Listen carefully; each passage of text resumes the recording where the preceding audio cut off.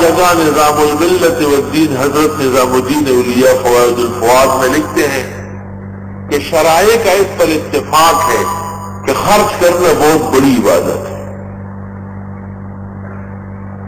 شرائع کا اس پر اتفاق ہے کہ خرچ کرنا بہت بڑی عبادت ہے، اور تمام عقلاء اور اولیاء کا اس پر اتفاق ہے کہ کھانا کھلانا بہترین اطاعت اور فرمانبرداری ہے.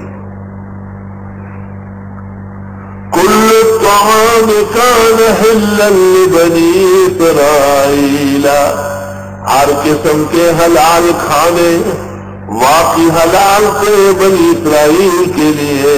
کل الطعام میں اسلام کے عہد کے لیے، کل الطعام بالمحلل، ہر وہ طعام جو کھانے کا قابل تھا اسرائیلیوں کے لیے حلال تھے. الا ما حرم اسرائیل ولا نفسی، مگر وہ جس کو حرام کیا تھا یعقوب علیہ السلام نے اپنے اوپر، من قبل ان تنزل التوراۃ، اس سے پہلے کہ توریت نازل ہو جائے. یہود نے ایک اعتراض کیا تھا. ایک اعتراض ان کا یہ تھا کہ آپ کی شریعت میں اونٹنی کا دودھ اور اونٹ کا گوشت استعمال ہو رہا ہے، حالانکہ شریعت موسوی میں یہ چیزیں ناجائز تھی.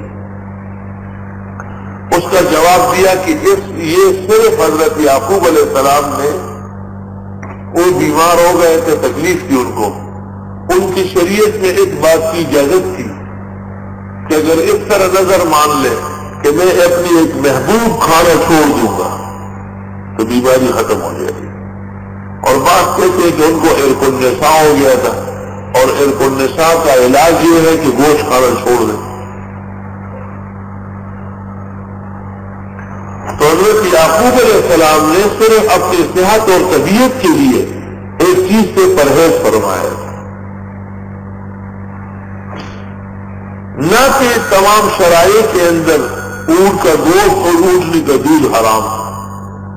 یہ تم غلط کہتے ہو. دوسری غلطی یہ کرتے ہو کہ اس کو شریعت موسوی کہتے ہو، حالانکہ توریت سے پہلے کا واقعہ ہے.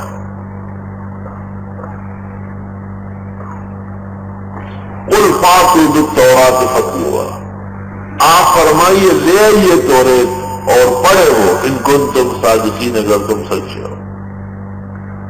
چنانچہ ایک موقع ایسا آیا کہ یہود کے مرد اور زن نے زنا کیا، اور حضرت نے ان سے پوچھا کہ تمہارے یہاں کیا سزا ہے؟ کہا بس ہم تو منہ کالا کر کے اور گدے پہ اوندے منہ لٹا لیتے، یعنی منہ ان کا دم کی طرف کر لیتے، اور پخر رسول کو وہ خطور کو مختلوں کے میچ کر، اور پھر پورے شہر میں اس کو گھما لیتے. بس یہ سزا ہے. نحمل وجوہہم، ہم ان کے چہروں کو کوئلہ لگا لیتے، مخوض تور کو، اور پھر گدے کی دم کی طرف ان کا منہ کر کے شہر میں چلا لیتے. حضرت نے فرمایا کہ جو شریعت مجھے دی گئی اس میں تو یہ نہیں ہے. وہاں تو یہ کہ شادی شدہ کو سنسار کرنا ہے اور جوانوں کو کوڑے لگانے ہیں. قرآن کی آیت نازل ہوئی کہ آپ توریت منگوا کے دیکھیں. توریت جب لے آئے اس کو ایسا رکھا تو جو اصل آیت تھی اس پر ہاتھ رکھا. عبداللہ علیہ السلام نے اس کا ہاتھ ہٹایا. فَإِذَا آیَةٌ تَلُوهُ، اور اگر ایک روایت میں ہے آپ نے عبداللہ علیہ السلام سے فرمایا کہ آپ نے اجلت کی ہاتھ نہ ہٹاتے، ایک کے ہاتھ کے نیچے کی آیت بولنے والی تھی، خود آیت بول پڑتی. قُلْ فَاتُوا بِالتَّوْرَاةِ فَاتْلُوهَا إِن كُنتُمْ صَادِقِينَ. حافظ ابن تیمیہ وغیرہ نے اس جیسی آیات سے استدلال کیا ہے کہ آسمانی کتابوں میں کچھ چیزیں باقی تھیں، تب تو یہ دکھائی گئی. فَمَنِ افْتَرَىٰ عَلَى اللَّهِ الْكَذِبَ، جو کوئی گڑے اللہ پر جھوٹ، من بعد ذلك، اس کے بعد، فَأُولَٰئِكَ هُمُ الظَّالِمُونَ، یہ لوگ بڑے ظالم ہوں گے، اور وہ ظالم یہود و نصارہ ہے. قُلْ صَدَقَ اللَّهُ فَاتَّبِعُوهُ، آپ فرمائیے سچ فرمایا اللہ نے اتباع کرو. ملت ابراہیم حنیفہ، ابراہیم علیہ السلام کی ملت کی جو یکسو تھے، وما کان من المشرکین، اور نہ تھے وہ مشرکین میں سے۔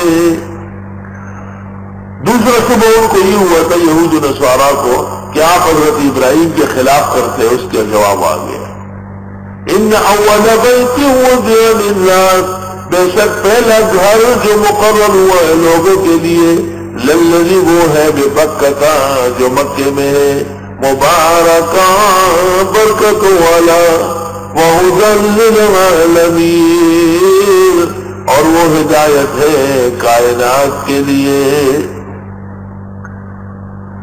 سب سے پہلے اللہ رب العالمین نے بیت اللہ شریف پیدا فرمایا